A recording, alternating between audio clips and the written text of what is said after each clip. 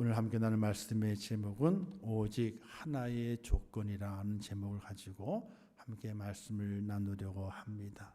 조건이라고 하는 것은 어떤 일을 이루게 하기 위해서 이루게 하거나 이루지 못하게 하기 위해서 갖추어야 될 상태, 어떤 요소를 말하게 되죠. 거래를 하게 될 때에도 조건이 맞느냐 안 맞느냐 그것을 서로가 협의하게 되어 있습니다. 조건이 맞으면은 이제 성사가 되지만은 조건이 맞지 않게 되면은 아무리 좋은 것이랄지라도 성사가 되지 않게 되는 것을 말하게 되죠. 우리는 많은 곳에 조건이라는 것을 사용하게 됩니다. 뭐 결혼의 조건, 결혼의 조건이 있나요? 요즘은 결혼의 조건이 있답니다. 왜? 어린 나이에 결혼하는 것이 아니라 나이가 많이 들어서 30대 후반, 40대 넘어가다 보게 되니까 서로의 조건을 맞춰요. 조건이 맞아야 되는 거예요. 우리는 그 TV에 보게 되면은 아이돌 중에서라든지 또는 유명한 연예인 중에서 돈이 많은 연예인들을 발견해 보게 되죠. 결혼이 쉽지 않아요. 결혼의 조건이 그 옛날에는 사랑 하나만이었거든요. 그죠? 사랑이 결혼의 조건이지 이렇게 얘기를 했었어요. 그러나 지금은 젊은 아이들은 그런 아이들이 있더라고요. 보니까 사랑이 조건이다. 젊은 아이들 그런 친구들이 있어요. 어떤 TV의 내용에서 보게 되니까 17살의 애를 가졌어. 그래가지고 남자 녀석이 책임지겠다 그래가지고 부모의 동의하에 같이 살고 혼인신고도 하고 살아요. 애를 낳고 살아요. 그러면서 이제 왜 그 책임지겠다고 하는 말을 했느냐 그랬더니 아이고 남자는 책임을 져야죠. 동안이에요. 남자 녀석이 동안. 꼭 애예요. 17살 때 둘이 일을 만들어가지고 덜컥 임신이 된 거예요. 이게. 또 부모도 근데 오래전부터 사귀었대요. 초등학교 친구래. 쪼가보면서. 그러면서 이제 그 사이에 갈등이 있어가지고 그 갈등을 풀어주는 조금 이제 서로가 속내를 이해하게 해주면서 풀어주는 그런 프로그램에 둘이 나왔어요. 20살인데 결혼 3년 차예요. 그들이 조건을 가지고 했겠습니까?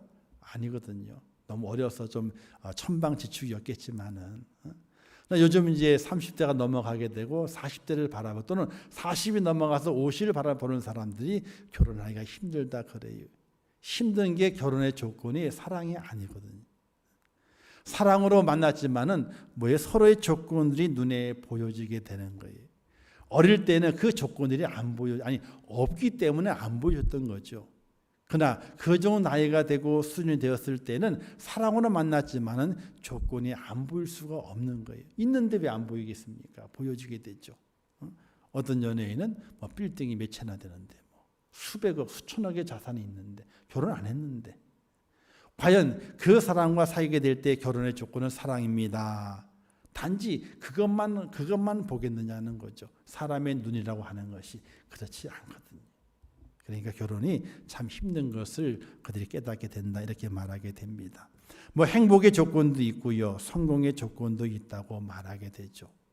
왜? 세상은요. 뭔가 이루기 위해서는 조건이 갖추어져야만이 여러 가지 조건이 맞아야만이 이루어진다고 하는 그런 기본적인 이 생각을 가지고 있기 때문에 그렇습니다.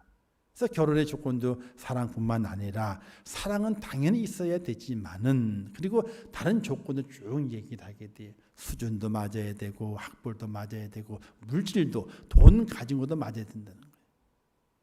돈 가진 게 맞는 사람 결혼하게 되면 어떻게 하는 줄 아세요? 절대로 자기 재산을 그 재산을 통합하지 않아요. 딱 나눠가지고 있어요. 딱 나눠가지고. 여러분은 어떠세요? 딱 나눠가지고 있어요? 응? 그래요, 안 그래요? 안 그러죠? 저도 안 그래요. 저는 제 이름으로 된 게 없어. 제 이름으로 된 게 있다. 아반떼. 저 중고 10년 넘은 아반떼만 제 이름으로 돼 있어. 왜? 하나님께 저를 먼저 데려가실 수 있으니까. 보통 남자가 먼저 가요. 남자가 먼저 가. 그런 건 아니고 그냥 그게 편해서 저는 집안의 모든 그 관리는 다 안 하거든요. 신경도 안 써요. 헌금을 정하는 것도 마지막 결제는 제가 하지만 집사람이 정해. 근데 집사람이 갖고 처음에 이제 연초에 갖고 올라와요. 얼마 하시다가 올라와 그러면요. 제가 대답을 해야 돼. 대답을 안 하게 되면은 적은가 보다 생각해가지고 더 올리는 애 갖고 와. 그러면 알았어 그렇게 합시다. 그렇게 넘어가요. 어쨌든 제가 대답을 결정을 해주면 하지만은 어쨌든 다 조정은 집사람이 다 해요. 얼마나 편한지 몰라. 얼마나 편한지 몰라요. 집사람은 그것 때문에 흰머리가 더 나지만은 그걸 너무 잘해가지고 친정 쪽의 돈도 시댁 쪽의 돈도 다 관리해. 형제들 돈도. 우리가 부자인 줄 알아. 어디서 나라에서 형제들 돈도 다 있고 친정 형제들 돈도 다 있으니까 모은 돈들이 부모님에게 일을 쓰려고 모은 돈들이 다 있어가지고 그래요. 조건을 갖춰줘야만이 된다 그러죠. 또 인격적인 조건도 있고요. 정신적인 조건도 있다 그래요. 사람들이라고 하는 게. 그러니까 조건을 많이 찾아보는 거라. 조건이 맞아야 되기 때문에 잘 찾아보는 거예요. 그러나 이 조건들이 다 맞춰진다고 성공하나요? 행복의 조건이 있다 그래가지고 그 조건을 다 갖췄다 그래가지고 정말 행복한가요? 또 그 조건을 나열했던 것들이 정확하게 100% 조건이 충족되어져 가지고 야 나는 성공했다. 나는 행복하다. 이런 충분함이 있는 것이 오늘 우리의 삶이 아니라고 하는 것을 우리는 금방 발견해 볼 수 있고 또 고백할 수밖에 없게 됩니다. 유대인들에게도 구원의 조건이 있었습니다. 유대인들 이스라엘 백성들에게도 태어난 지 8일 만에 할례를 해야 됩니다. 아브라함 때부터 시작된 것이죠. 이삭이 낳은 다음에 8일 만에 할례를 하게 만드시게 되죠. 그리고 618개 조항의 율법을 만들어서 그 율법을 지켜야 된다. 이렇게 말하게 돼요. 이 조건을 충족시켜야만이 구원을 받는다. 하나님의 백성이 된다. 이렇게 그들이 정했어요. 그런데 그 조건을 충족시킬 수 없기 때문에 가식적으로라도 행위를 하게 됐어요. 그래서 바리새인들에게 예수님 책망하시게 될 때에 외식하는 자들이요. 이렇게 책망한 이유가 거기에 있는 겁니다. 618개 조항을 지켜야 되는데 다 지키지 못하거든요. 다 지키지 못하게 되니까 가식적으로 지키게 되는 거예요. 오늘 교회에 올라와 예배 드리는 우리는 세상 사람들이 무엇이라고 말하게 되냐면요. 세상 사람들이 우리를 이야기하게 될 때에 교회에 다니는 사람은 성도 그리고 그리스도인이지 이렇게 이야기해야 하는 것입니다.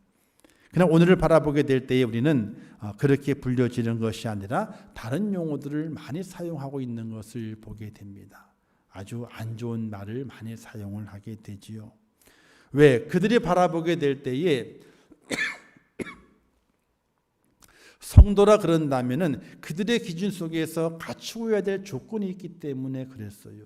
그냥 교회만 다닌다고 다 성도가 아니라 그들의 일상생활 속에서 반드시 또 갖추어야 될 조건들을 그들 나름대로 정해놓은 것이 있습니다. 가장 기본적인 것이 깨끗해야 된다. 정직해야 된다. 그리고 다른 사람에게 피해를 줘서는 안 된다. 이런 기본적인 자기들만의 조건을 정해놓고 그 조건에 맞지 않기 때문에 성도를 가리켜서 그리스도를 가리켜서 다른 단어들을 사용하고 있는 것을 보게 됩니다. 그런데 그들이 나쁘다고 하는 건 아니에요. 오늘 우리가 그리스도에 세워지게 될 때에 우리가 가지고 있는 조건은 성도가 되는 조건, 그리스도인이 되는 조건은 오늘 제목처럼 단 한 가지의 조건밖에 없습니다. 그러나 세상 사람들이 우리를 바라보게 될 때에 이래야지 그리스도인이지, 이래야지 예수 믿는 사람이지 라고 정해놓은 조건들이 있게 되는데 그 조건들을 우리가 무시해서는 안 된다는 겁니다. 그 조건의 기본이 첫 번째가 정직, 두 번째가 다른 사람에게 피해를 줘서는 안 된다 하는 그런 기본적인 조건들이 있어요. 우리가 다 충족시켜 줄 수는 없지만은 그것을 외면해서는 절대로 안 된다는 이야기거든요. 사도행전에 보게 되면은 이제 집사를 세우게 될 때 이렇게 말하게 되죠. 바나바를 말하면서 바나바는 착한 사람이요라고 먼저 했어요. 착한 사람이래요. 그리고 성령과 믿음이 충만한 자라고 사도행전 11장에 말씀하고 있어요. 바나바를 소개하게 될 때에 바나바가 성령과 믿음이 충만한 사람이요 라고만 소개하는 것이 아니라 가장 첫 번째 소개하는 것이 바나바는 착한 사람이다. 이렇게 이 착하다고 하는 의미는 하나님에 대한 착한 것이 아니죠. 사람에게 대해서 착하다는 겁니다. 바로 성도가 갖춰야 될 일반 사람들이 이야기하고 있는 성도의 조건의 하나, 착해, 정직하다, 다른 사람에게 피해를 주는 사람이 아니다. 이런 사람을 가리켜 우리는 착한 사람이라고 말하게 되는데 바나바를 착한 사람이라고 말하게 되는 겁니다. 오늘 우리 그리스도 이 땅에 살아가면서 착한 사람이 되어야 되죠. 그리고 성령 충만한 사람이 되어야 되고 믿음이 충만한 사람이 될 때에 그때에 그리스도인이라고 불림을 받게 되어 있습니다.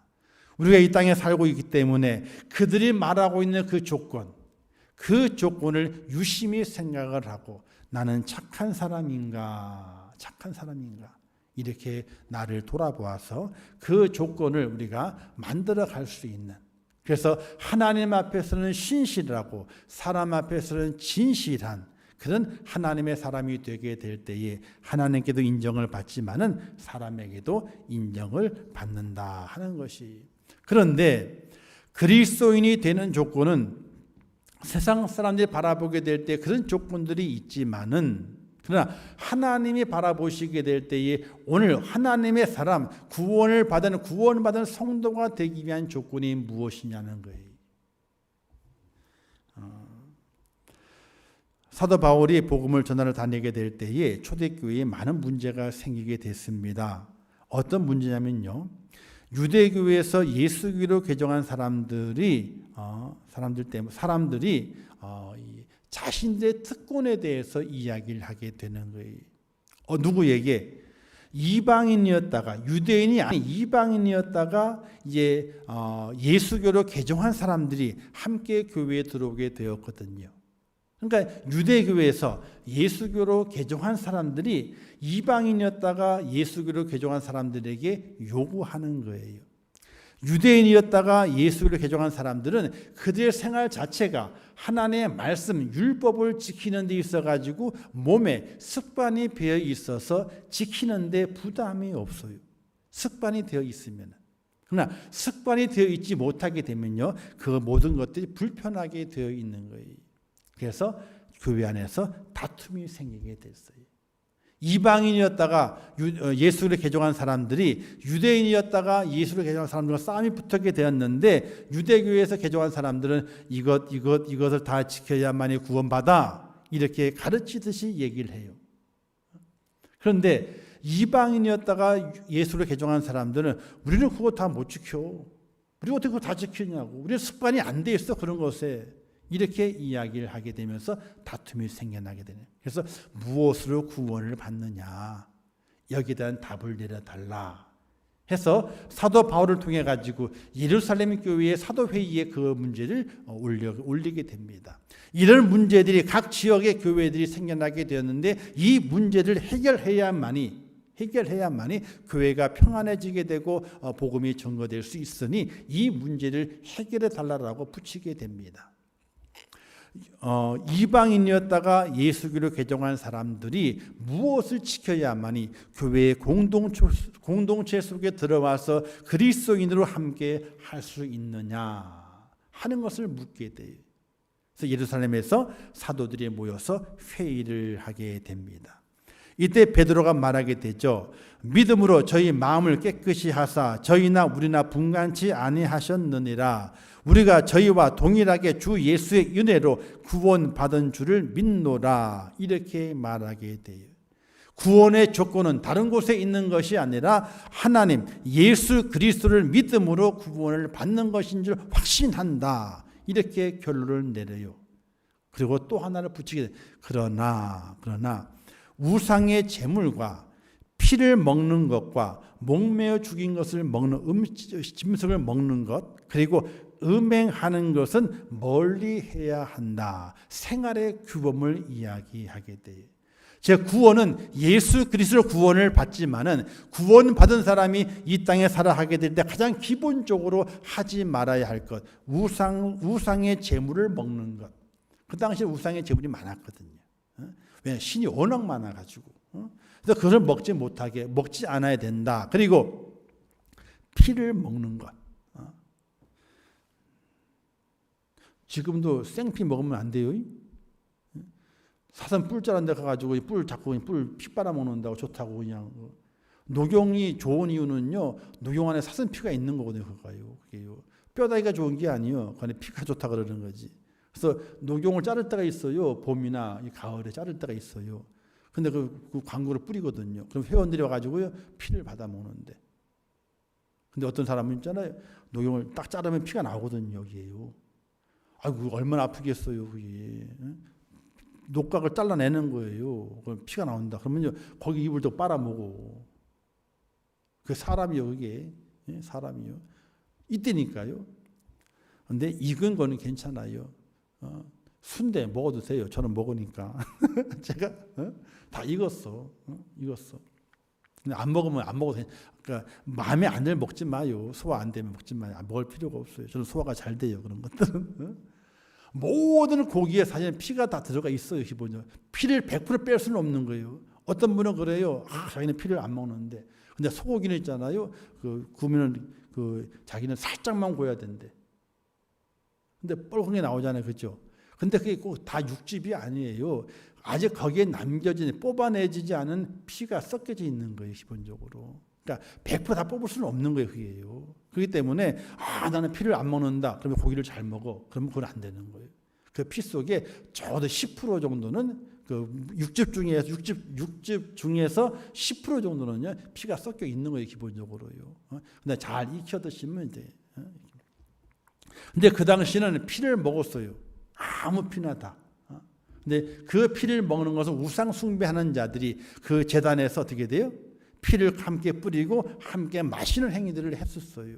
그렇기 때문에 안 된다 그러는 것이고, 목매달아 죽인 것, 그 뭐예요? 그 피가 살수에 감춰져 있어요. 여러분들 지금은 그렇게 안 하죠.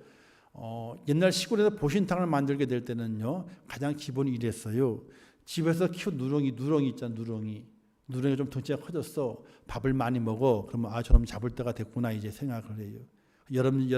한여름 오기 전에 이제 복날 되기 전에 잡는 거예요. 어떻게 잡는 줄 아세요? 제가 본 우리 시골에서는요, 누렁아 산책하자, 가자 나가자 끌고 와요. 목걸이를 매가지고. 근데 목걸이가 이렇게 다른 게 아니라 올가미가 될 수 있는 곳으로 목을 탁 매요. 그리고 가는 거예요. 잘 따라오죠. 꼬리 살랑 설리면서. 내가 그거 보면서 저놈 자기 죽으러 가는 걸 모르고 꼬랑지 치고 있다 저거 완전히. 그 누렁이 똥개. 누렁이가 똥개거든요.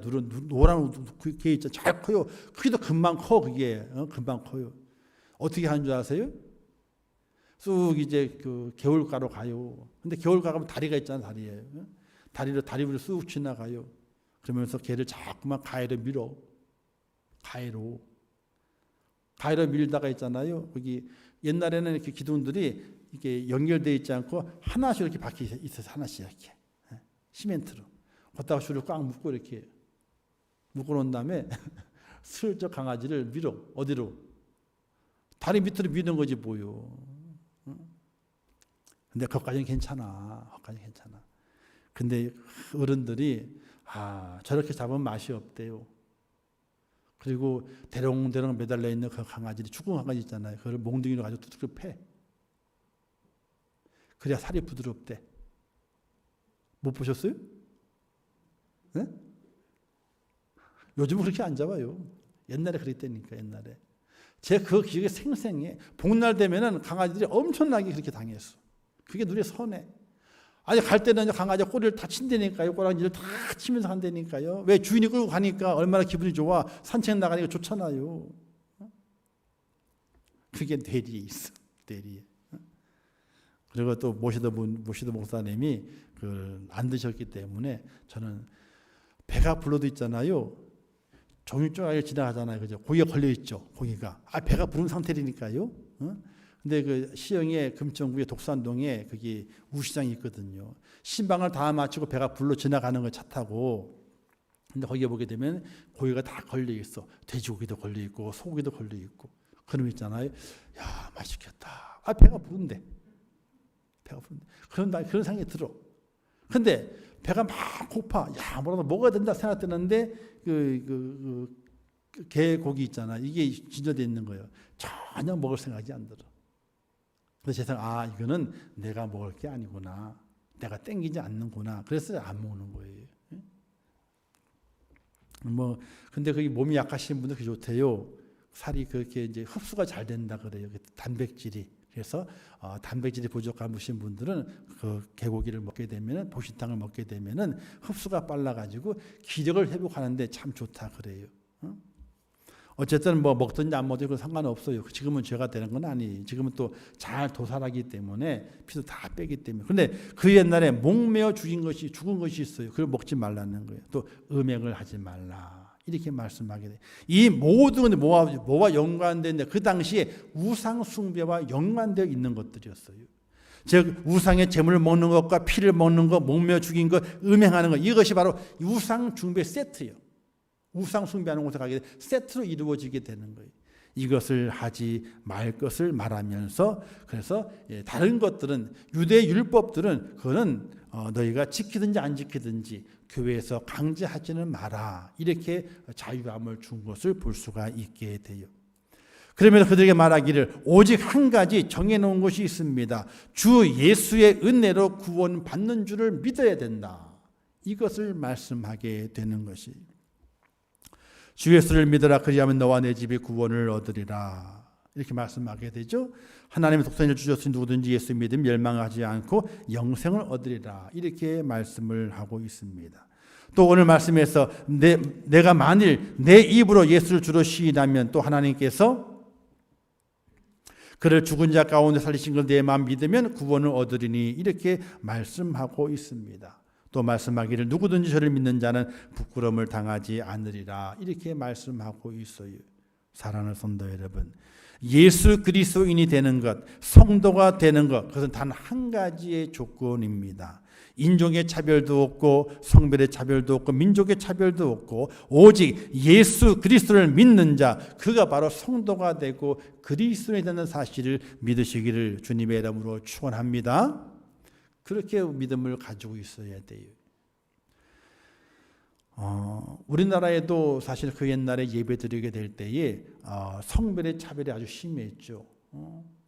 또 신분의 차이가 있었어요. 그래서 기독교 교회를 가는 사람들 가르쳐 그 옛날에는요, 이제 세상 말로 쌍놈들이라고 그랬어요. 쌍놈들 다 뭉쳐가지고. 왜냐하면은 하인도 어느 집의 종도 예수 믿어가지고 교회 가가지고 하나님을 아버지라고 불러요. 하나님 아버지 불러요.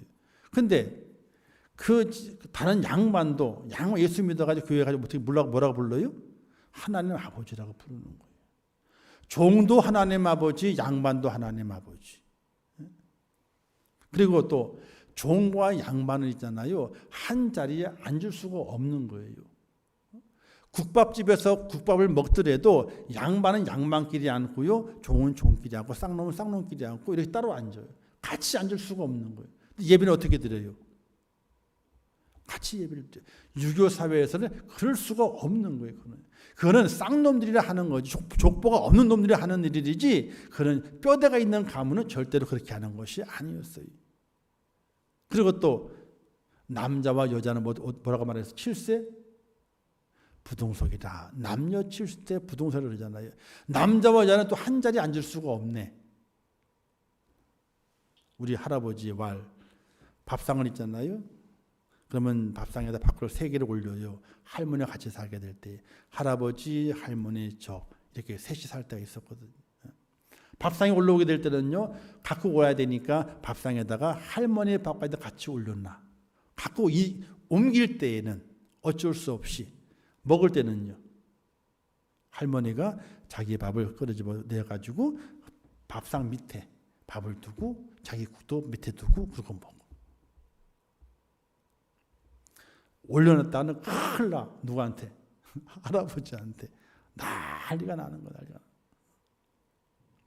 그 정도 각 가정에서부터 모든 것 속에 남녀 차별이 아주 심했단 말이에요. 교회 안에서는 어떻게 돼요? 그래서 섞어 앉을 수는 없으니까 같이 앉아야 되는데 가운데다가 장막을 딱 치고 천을 친 다음에 양옆으로 남자 앉고 여자 앉았어. 그리고 양반 애들 앉고 하인도 앉고 양반 그 부인 앉고 이제 하인들 앉고 이렇게 같이 한 장소에 같이 숨을 쉬면서 같이 앉았단 말이에요.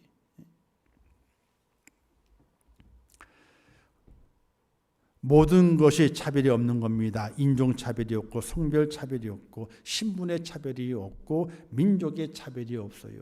오직 예수 그리스도 믿는 자만이 바로 그리스도인이 된다고 하는 그 조건이 충족된다는 사실입니다. 사랑하는 성도 여러분, 정말 내가 예수 그리스도 안에 거듭나고 예수 그리스도를 내 마음으로 확실하게 믿고 있는지 우리는 날마다 점검해 볼 필요가 있어요. 내 안에 그리스도가 있는가 생각을 해봐야 돼요. 오늘 이 시대 살아가게 될 때에 무늬만 그리스도인인 분이 참 많이 있어요. 무늬만 목사고 무늬만 장로고 무늬만 권사고 무늬만 안수집사고 무늬만 성도인 시대를 살아가게 됩니다. 무늬만 그런 거예요. 요즘 원목이 참 비싸죠. 저희 교회도 원목이 없습니다. 이 나무만 원목이에요. 원목인데 원목을 고무나무 원목인데 이게 증기로 그 천연 그 본드를 합쳐가지고요 증기로 꽉 짜가지고 이렇게 꽉 누른 거예요. 이걸 집속목이라 그래요. 집속목. 원목 옛날에 그 교회는 거진 원목판을 많이 썼거든요. 지금 원목판이 많이 없기 때문에 또 약하고 뒤틀림이 심해가지고 가구로 사용하지 않아요. 그래서 집속목을 사용을 하게 돼요. 근데 이 집속목은 그래도 나무, 고무나무로 재료해가지고 쪄가지고 눌러서 붙여가지고 판을 만들어가지고 이 가구를 짜게 된 거예요. 그런데 여기에 붙어져 있는 모든 것들을 보게 되면요, 이 원목이 다 아니에요. 원목이. 다만 이제 이 건축법에 의해서 방염제, 불에 잘 타지 않는 그런 방염제를 사용하라 그랬기 때문에 이걸 사용한 것인데 원목이 아니에요. 원목이 색깔 나죠? 근데 원목이 아니에요.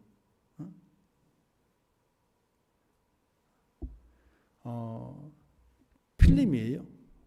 필름, 폴리에스터 필름입니다. 여기에 이제 무늬를 집어넣어 가지고 이제 이거 인쇄라 그래야 되나 뭐라 그래야 되나 어쨌든 했어요. 한 다음에 그 인쇄 모든 부분에 방염 처리를 해가지고 불이 잘 안 붙게 만들어 놓은 거예요. 그러니까 색깔이 균일하잖아요, 그렇죠? 원목은 색깔이 균일하지 않아요. 이게 왔다 갔다 해가지고 사실은 잘못하게 된 볼품이 없죠. 근데 이게 원목이 아니기 때문에 모양은 해도 나무 빛깔 나지만은 이렇게 되어 있는 겁니다. 자, 그런데 원목이 있고 원목보다는 조금 못하지만은 진짜 나무로 만든 목재가 있어요. 그걸 뭐냐면 무늬목이라 그래요. 무늬목. 이 무늬목은요 합판에다가 그 위에다가 뭐예요?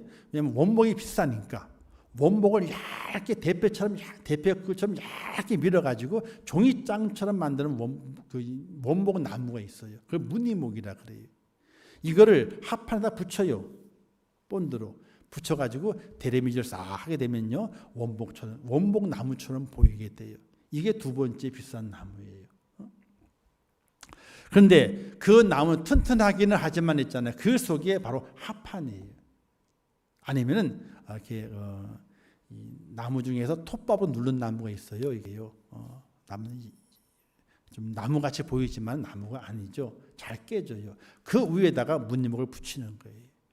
그러면 원목과 똑같이 보이게 돼요. 그럼 원목은 아니에요. 원목은 세월이 지나게 좀 뒤틀림이 있습니다. 자, 변형이 됩니다. 그러나 무늬목을 입은 나무들, 특히 합판 나무들은요, 다른 영향이 없으면 변형이 없이 그대로 유지가 돼요. 그러나 좋은 원목 나무는요, 그 무늬가 끝까지 잘 유지가 되고 아무리 패이고 패이더라도 나무의 그 원형을 끝까지 보존하게 돼요. 그러나 무늬목을 입힌 거는요, 패이게 된다든지 끓이게 되면요, 그 안에 있는 다른 목재가 드러나게 돼요. 겉에만 무늬목이라, 겉에만 원목이라, 안에는 다른 것인데. 오늘 우리 성도들이 이 땅에 살아가게 될 때에 정말로 참 그리스도인으로 살아가면서 구원받은 믿음의 사람 살아가게 될 때 우리는 어떤 모습이 돼야 되느냐? 무늬목이 아니에요. 바로 원목이 돼야 돼요. 나를 파고 또 파고 또 파볼수록 그 안에서 똑같은 나무가 나오게 되는 그런 무늬목이 돼야 되는 그런 원목이 돼야 되는 거예요. 무늬목이 돼서는 안 되는 거예요. 무늬목은 한 껍질만 나무예요. 그 속은 다른 게 들어가 있는 거거든요. 근데 원목에는요, 단점이 있습니다. 무늬가 제 맘대로요. 옹이도 있고, 나무길에 좋지 못하게 되면요, 나이테가 이상하게 돼 있어가지고 어떻게 돼요? 모양이 별로 안 좋게 나오게 돼 있어요.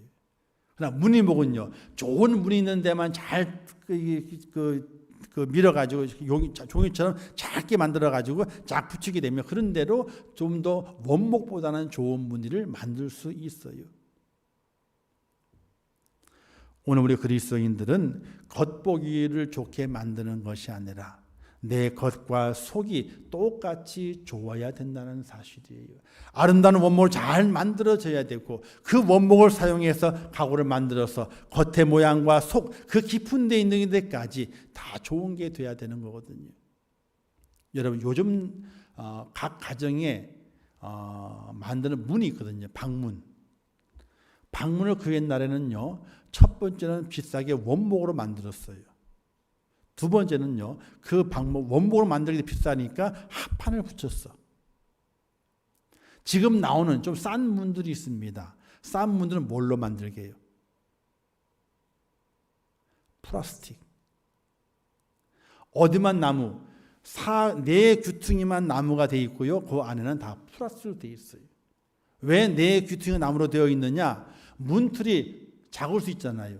그러면 그걸 깎아내기 위해서 나무로 되어 있고 나머지는 다 이 플라스틱으로 되어 있어요. 통통통 치면요, 플라스틱 소리가 나요. 겉보기에는 좋지만은 그러나 그 속은 아무것도 아니라는 것이. 오늘 우리 그리스도에 살아가게 될 때에 믿음이 있다고 합니다. 그 믿음이 뭐냐? 바로 내가 고백하는 예수 그리스도, 그 조건을 충족시키는 믿음이 돼야 되거든요. 겉에만 예수 그리스도가 아니라 속에까지 예수 그리스도가 되는 그런 은혜로움이 오늘 우리 속에 절대적으로 필요하다는 것입니다. 성경 말씀에 이렇게 말씀하고 있지 않습니까? 너희가 믿음이 있는가 너희 자신을 시험하고 너희 자신을 확증하라. 예수 그리스도께 너희 안에 계신 줄을 너희가 스스로 알지 못하느냐? 그렇지 않으면 너희가 버리운 자니라 라고 고린도후서에서 분명히 말씀하고 있는 거거든요. 내 안에 예수 그리스도가 있는가 확인하라. 그것이 구원받는 조건이라는 사실이에요. 사랑하는 성도 여러분, 내 안에 예수 그리스도가 있어야 돼요. 나의 말을 통해서 예수 그리스도가 발견되어야 되고 나의 행동을 통해서 예수 그리스도가 나와야 되는 거예요. 예수님 길을 가시게 되시들 함께 길을 가시게 되시들이 길에 다니다가 어떻게 돼요? 음식을 먹기도 하고. 근데 집에 들어갔습니다. 근데 손을 씻어야 되거든요. 그 옛날은 도로 사장이 안 좋아가지고 흙먼지가 많이 나요. 거기는 말똥도 있고 소똥도 있고 다 똥이 다니는 겁니다. 거기에 묻혀가지고 다 다니기 때문에 밖에 나가 들어온 사람 꼭 손을 씻어야 되는 거예요. 그런데 주님의 제자들이 얼마나 배가 고팠는지 손을 안 씻고 밥을 먹게 됐어요. 지금처럼 숟가락에 먹는 게 아니고요. 손으로 이렇게 찝어가지고 먹는 거예요. 소스가 있고 빵이 있으면 빵을 뜯어가지고 소스에 찍는 겁니다. 이렇게 찍어가지고 먹어요. 그러니까 손이 깨끗해야만이 입으로 들어갈 때 그 음식이 깨끗하잖아요. 그것을 바리새인이 뭐라고 말하게 되냐면 어떻게 당신 제자들은 손 씻지도 않고 밥을 먹느냐 이렇게 말하게 됩니다. 이때 주님이 말씀하시게 되죠. 사람의 입으로 들어가는 것이 그 사람을 더럽게 하는 것이 아니라 그 사람 속에서 나오는 것이 그 사람을 더럽게 한다. 이렇게 말씀하시게 돼요. 이건 무슨 말씀이에요? 내 속에 무엇이 담겨 있느냐는 거예요. 너가 그 속에 있는 끄집어내게 될 때 끄집어내게 되는 그것이 무엇이 담겨 있냐는 거예요. 너가 입으로는 예수 그리스도를 그리스도라고 나의 구세를 시인하지만은 정말 내 속에는 무엇이 담겨 있느냐는 거예요. 주님 이렇게 말씀하지 않습니까? 주여 주여 하는 자마다 다 천국에 들어갈 자가 아니라 이렇게 말씀하게 돼요. 마지막 때에 넌 누구냐? 넌 누구냐? 불태워지게 될 때에 우리의 속이 드러나게 되는데 그때 너는 누구냐라고 말하는 그런 책망을 들을 수 있다는 사실이, 사랑하는 성도 여러분, 정말 내 속에 예수 그리스도가 살아있는 것을, 내 속에 예수 그리스도가 자리 잡아 나의 주인 되고 있는 것을, 나의 왕 되고 있는 것을 우리의 입으로 고백하고 우리의 몸으로 보여줄 수 있는 하나님의 사람이 꼭 될 수 있기를 주님의 이름으로 축원합니다. 요한복음 5장 42절에 이런 말씀이 기록이 되어 있습니다. 하나님을 사랑하는 것이 너희 속에 없음을 알았노라. 이런 말씀이 기록이 되어 있어요. 하나님을 사랑하는 것이 너희의 마음에 없음을 알았다. 이런 말씀이 있어요. 불신의 세대를 가리켜서 말씀하고 있는 것이죠. 우리가 입으로는 주님을 고백하고 주님은 나의 주인으로 고백하고 나의 왕이라고 고백하고 내 속에 있다고 고백하지만은 과연 그것이 맞느냐는 거예요. 주님 바라보시게 될 때 이 세대는 어떤 세대인가? 불신의 세대라. 하나님을 사랑하는 것이 너희 속에 없음을 알았다. 그 당시는 바리새인들에게 그와 같은 말씀을 하시는 거지만은 오늘 이 말씀을 나에게 하신다라고 생각을 해보시길 바라겠어요. 그럼 어떻게 될 것인가? 내 눈에 보이는 것이 없어서도 아니며 못 가져서도 아니고 약해서도 아니고 몰라서도 아닙니다. 오직 주님을 사랑하는 사랑의 결핍 때문에 이 세상에 우리가 슬픔을 만나게 되고 고난을 만나게 되고 환난을 만나게 되는 것입니다. 그리스도인을 살아가는 조건은 다른 것이 아니라 그리스도인으로 살아가는 조건은 한 가지입니다. 구원의 조건은 예수 그리스도를 믿는 것이고 살아가는 조건은요, 사랑을 가지고 사는 겁니다. 에베소 교회를 향해 책망하시기를 처음 사랑을 버렸다라고 말하게 되죠. 방언도 말하고 듣기 좋은 말을 하고 지식이 있고 산을 옮길 만한 능력이 있고 구제를 좋아할지라도 사랑이 없으면 아무것도 아니라고 고린도전서 13장에서 말씀하고 있습니다. 우리 그리스도인들의 삶의 조건은 사랑이어야 됩니다. 사랑하는 모든 것을 견딘다고 했습니다. 그래서 이런 말이 있습니다. 사랑에 미쳐라. 결혼할 때에 사랑이 미쳤잖아요. 눈에 보이는 게 없잖아요. 부모도 안 보인다 그러잖아요. 누구만 보여요? 상대방만 보이는 거예요. 그래서 결혼하는 거예요. 사랑에 미쳐가지고. 무엇을 받을까 보다 무엇을 줄까를 생각해야 되죠.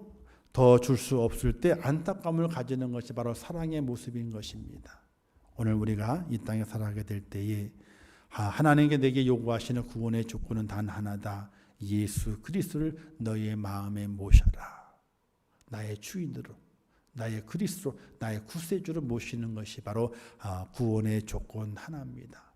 그리고 그리스도인으로 살아가는 조건의 모습은 단 하나입니다. 그것은 사랑이라고 말하게 됩니다. 믿음, 소망, 사랑 이 세 가지는 항상 있을 것인데 그 중에 제일은 사랑이다. 이렇게 말씀하고 있습니다. 그래서 사랑에 미쳐보라. 사랑에 미쳐보라. 근데 우리는 어떻습니까? 그렇지 못하게 되죠. 아직도 갈고 닦아야 할 것이 많이 있고 더욱더 나를 쳐서 복종시켜야 할 것들이 많이 있고 더욱더 하나님의 말씀 속에서 나를 더욱더 채찍질해야 할 것이 많은 우리의 모습을 발견해 보게 됩니다. 사랑하는 성도 여러분, 우리는 마지막 때를 살아갑니다. 왜 마지막 때를 살아가는 것이냐? 주님께서 곧 오신다고 말씀하셨거든요. 그때가 2000년이 지났습니다. 이제는 그 말씀하시는 그 기간이 그때보다 훨씬 더 가까워 왔습니다. 이 가까운 이때에 우리는 더욱더 구원의 조건을 생각해야 됩니다. 바로 예수 그리스도, 그분을 확실하게 나의 구세주로 믿는 믿음 안에 우리가 세워져 있어져야 됩니다.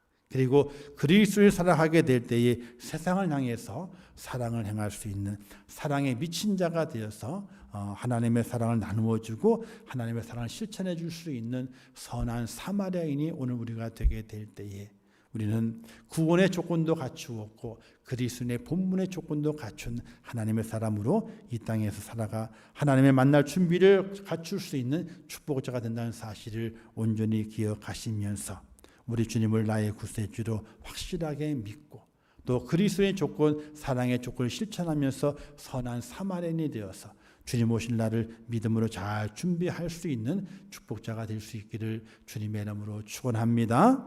기도하겠습니다. 하나님 아버지 은혜를 감사합니다. 오늘도 귀한 말씀 허락하셨습니다. 구원의 조건이 많은 것 같지만은 오직 예수 그리스도를 믿는 것 그 하나가 구원의 조건이요. 또 그리스도인으로 살아가게 될 때에 많은 조건이 있는 것 같지만은 그러나 사랑이 그 조건임을 저희가 기억하게 도와주시어서 예수님을 나의 구세주로 또 이 땅에 살아가게 될 때 선한 사마리아인이 되어서 하나님의 뜻을 이루어 주님 오실 날을 고대하여 주님 만나는 그 자리에 설 수 있는 영광의 주인공이 될 수 있도록 은혜를 베풀어 주시옵소서. 예수님의 이름으로 기도하옵나이다. 아멘. 지금은 우리 주 예수 그리스도의 은혜와 하나님 아버지의 크신 사랑하심과 우리 성령님의 감화 감동하시고 위로하시며 축복하시는 은혜가 오늘 거룩한 주일을 지키며 주의 전에 올라와 예배하며 주의 말씀을 듣고 구원의 조건은 단 한 가지 예수 그리스도를 믿는 것임을 다시 한번 확인하며 또한 그리스도를 살아가게 될 때 이 땅에서 사랑을 가지고 선한 사마리아인 되는 것임을 또 다시 마음에 기억하며 이 땅에 살아갈 때에 구원받은 사람으로 하나님의 그 사랑을 증거하며 하나님의 사랑을 나타내기를 원하는 우리 임종교회 성도들 머리 위에와 그들의 가정과 일터와 생업과 자녀들과 미래의 모든 소원들 위에 이제부터 영원토록 함께 있을지어다. 아멘.